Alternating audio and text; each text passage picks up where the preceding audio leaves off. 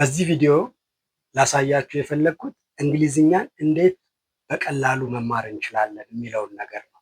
እንግሊዝኛን በቀላሉ ለመማር የመጀመሪያው ነገር የቋንቋውን ተፈጥሮ መረዳት ነው። አንደርስታንዲንግ ዘ ኔቸር ኦፍ ኢንግሊሽ ኢትሰልፍ።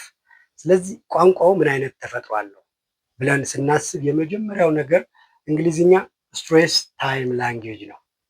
ስትሬስ ታይም ላንጉዌጅ ማለት ነው በቃል ውስጥ ለአንድ ሲለብል የተለየ ትኩረት ይሰጣል።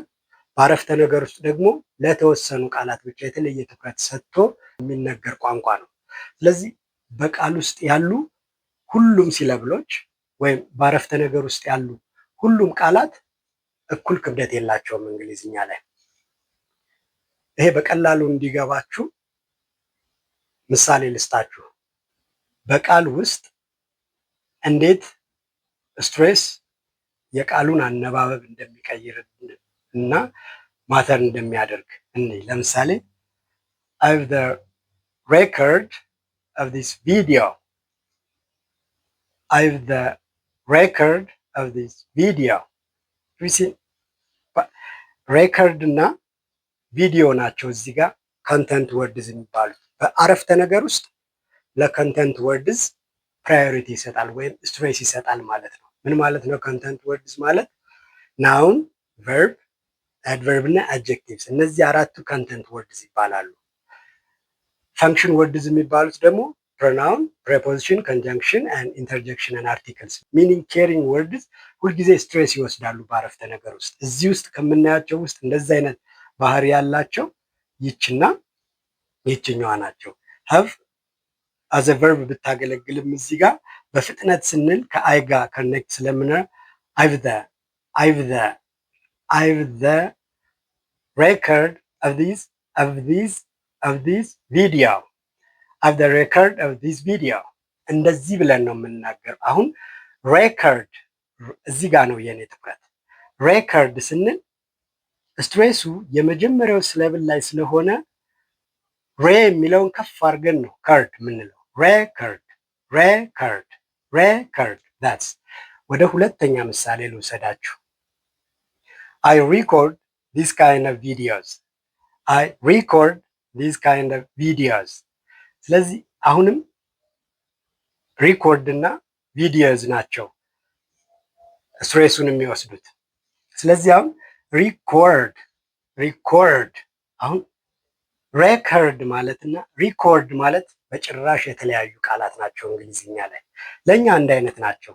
ሬከርድ ስንል ናውን ነው፣ ስትሬሱ ከፊት ነው የሚመጣው።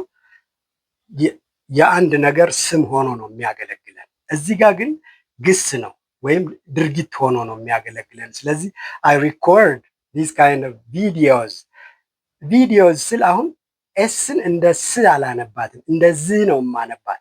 ምክንያት ከኤስ በፊት ያለው ድምፅ ቫውል ከሆነ ወይም ቮይስድ ከሆነ ስ እንደዚህ ትነበባለች። ብቻውን በሌላ ህግ እመጣላችኋለሁ ይሄኛውን ለማስተማር። የአሁኑ ትኩረት ግን ስትሬስ እንዴት የአንድን ቃል አነባበብ ወይም የድምፁን ባህሪ ሙሉ ለሙሉ እንደሚቀይረው። ናውን ሲሆን ሬከርድ ተብሎ የተነበበ ቃል፣ ቨርብ ሲሆን ግን ሪኮርድ ተብሎ ይነበባል። ስለዚህ ይሄንን ባህሪውን መረዳት የመጀመሪያው ነገር።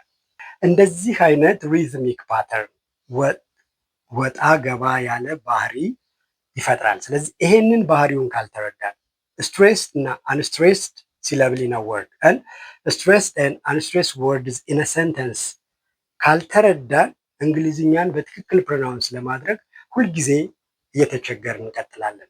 እንደዚህ አይነት የቋንቋውን ተፈጥሮ መረዳት የመጀመሪያው ነገር ነው። ስለዚህ የእንግሊዝኛ ፕሮናንሲዬሽን ከመማራችን በፊት እንግሊዝኛ ቋንቋ ምን አይነት ቋንቋ ነው?